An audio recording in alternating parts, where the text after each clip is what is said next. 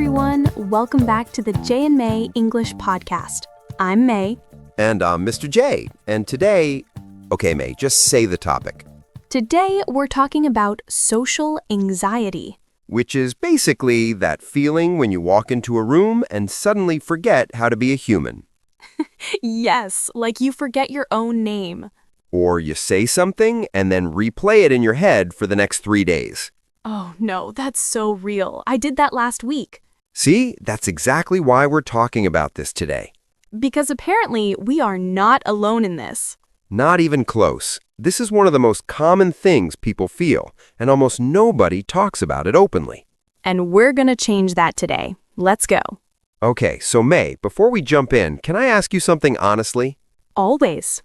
Do you ever feel nervous before a social situation, like a party or meeting someone new or even just speaking in a group? Mr. J, I feel nervous ordering coffee sometimes. Okay, that's a great example, actually. And you know what?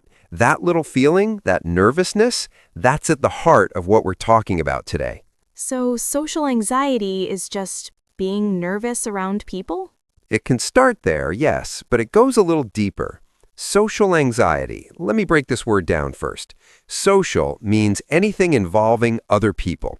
A conversation, a meeting, a date, a phone call. All right, like situations where other people are watching you or listening to you. Exactly. And anxiety, May, how would you explain anxiety to someone who just learned the word?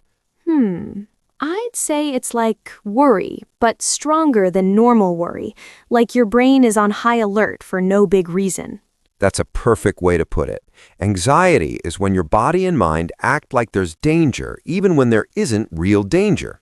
So social anxiety is when your brain thinks talking to a stranger is dangerous?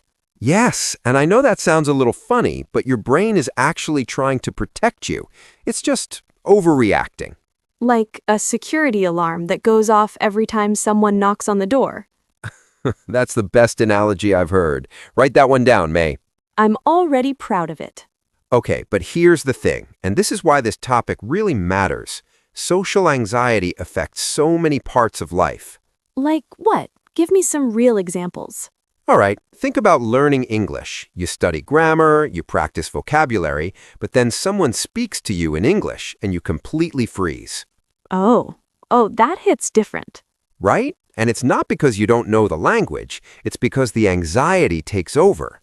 Your brain is suddenly too busy worrying, what if I make a mistake? What if they laugh at me? What if I say the wrong thing? And then you say nothing, or you just nod and smile. Exactly. And it's the same at work. You might have a brilliant idea in a meeting, but the anxiety says, don't speak. What if people think it's stupid? I've been in that meeting.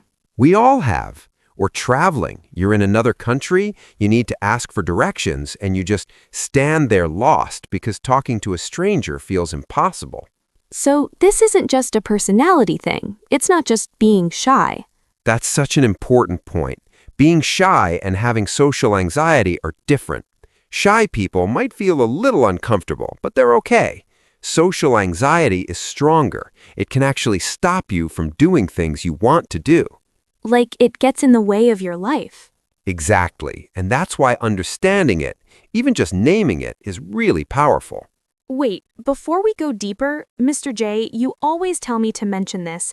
If you're learning English and you want more moments like this, tips, stories, real conversations, subscribe to the podcast. We drop new episodes every week. Real topics, simple English, no boring textbooks. Honestly, listening to podcasts like this one is one of the best ways to improve your fluency. Like you're learning right now without even trying hard. That's the goal. Okay, back to social anxiety. Yes. Okay, so I want to know, where does it come from? Like, why do some people have it and others don't? Great question. And wait, here's the best part of this whole conversation, because the answer is not what most people expect. Oh, I'm ready. A lot of people think social anxiety means something is wrong with them, like they're broken or weak. Yeah, I've heard people say, just be confident, like it's that easy. Just be confident. If it was that easy, nobody would have this problem. But here's the truth. Social anxiety often comes from something very human and very understandable. Like what?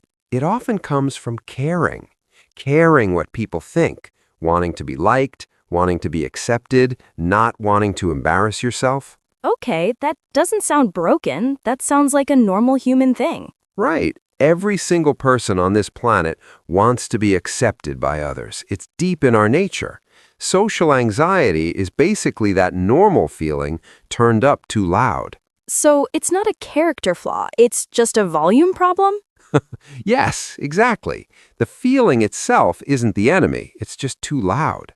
Okay, that actually makes me feel so much better about myself. Good, because here's something else. Research shows that some of the most creative, intelligent, empathetic people deal with social anxiety. It often comes with a very active, sensitive brain. So you're saying anxious people think a lot. Too much, sometimes. But it also means they notice things others miss. They feel things deeply. The anxiety is like a side effect of being very tuned in to the world. Wow, okay. I did not expect this conversation to make me feel this good. All right, so Mr. J, I have to ask the hard question. What do you actually do about it? This changed everything for me when I first learned it, and I want to share it as a simple story, okay? Yes, please. Imagine a little kid learning to ride a bike. Okay, I'm picturing it. The first time they get on the bike, they're terrified. Their heart is racing, they might cry a little, their brain is screaming, "This is dangerous, get off!" Yeah, that fear is real. But what happens if the parent says, "Okay, you're scared, so you never have to ride a bike again"? Then the kid never learns to ride a bike. And the fear stays forever, maybe gets bigger. But what if instead the parent says, "I know you're scared, let's try just a little bit. I'll hold the back of the bike. We'll go slow." And then the kid tries and maybe falls, but eventually gets it. And here's the magic.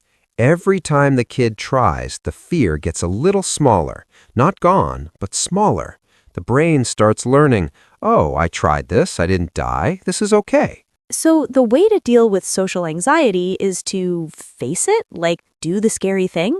Slowly, gently, not all at once. Professionals call this, and this is a slightly harder word, exposure. Like exposing yourself to the thing that scares you, little by little. Exposure. So like expose yourself to social situations slowly. Exactly. Not go give a speech to 500 people tomorrow. Maybe start with make eye contact with someone and smile. That's it? Just eye contact? That's it. For someone with strong social anxiety, that can feel like a huge step, and it is. Then maybe the next step is say good morning to a neighbor. Small wins. Small wins. And every small win tells your brain, "See, we survived. We did it. We're okay." So you're basically teaching your brain a new story. Yes, that's exactly what you're doing. Okay, wait. I want to add something here because I think this is really important for English learners especially. Go ahead. I think a lot of people have double anxiety when it comes to English. Like they have regular social anxiety and they're scared of making English mistakes. So it's like anxiety on top of anxiety. That's so real. And actually, the same principle applies. You start small. You speak to one person. You make a mistake, and nothing terrible happens. And you realize, oh, people don't actually care that much about my grammar. Most people care about connection, not perfection. When you're trying to communicate, people appreciate the effort, always. I wish someone had told me that years ago. That's why we're here. Okay, can I share one more thing? Because this one is practical and simple. Yes, please. Give me something I can use today. There's a technique, very simple, called the 3-second rule. When you're in a social situation and you feel the anxiety rising, you give yourself exactly 3 seconds to act before your brain talks you out of it. Wait, explain that more. Okay, you want to say something in a meeting. Your brain starts, should I? What if it's wrong? What if you count 3, 2, 1, and you speak? Before the anxiety takes over? Before the overthinking starts. Because here's what happens. After about 3 seconds of hesitation, your brain builds a whole case for why you shouldn't do it. It finds every possible reason to stay quiet. So you have to move faster than your own brain? Exactly. 3, 2, 1, go. It sounds almost too simple, but it works. Try it. I'm going to try this tonight. I have a group dinner and I always get quiet. Perfect. 3, 2, 1, say something. Anything. This food is good. Done. Okay, this food is good. I can do that. You know what I love about this topic? What? The fact that we're talking about it at all. Because for so long, people just suffered quietly. They thought, I'm just shy. I'm just awkward. Something is wrong with me. And they never found out there's actually a name for it and tools to deal with it, and millions of other people going through the same thing. Community helps so much. Even just knowing I am not the only one can take some of the weight off. It really can. Like right now, there are listeners hearing this and going, oh my goodness, that's me. And to those listeners, we see you. You're not broken. You're not weak. You're dealing with something real. And you have more strength than you know. Yeah, we really mean that. Okay, I think I need to do my what I got from today thing because my brain is kind of full in the best way. Go for it.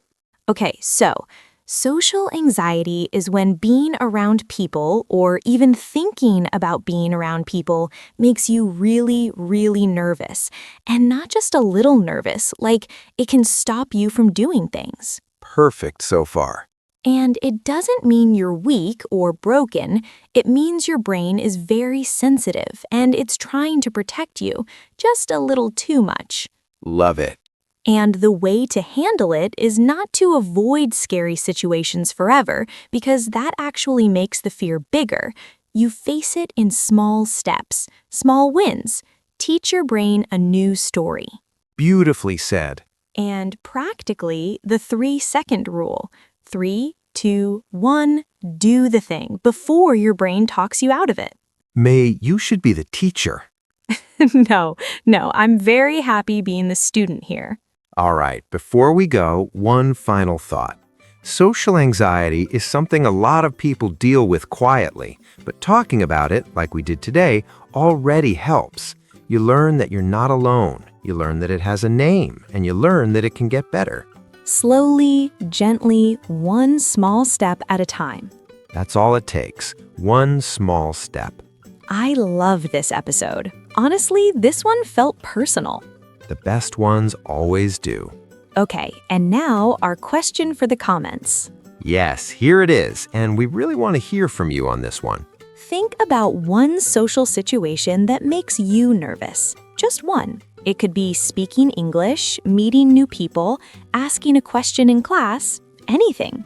Tell us in the comments, what is that situation? And have you ever tried to face it, even a tiny bit?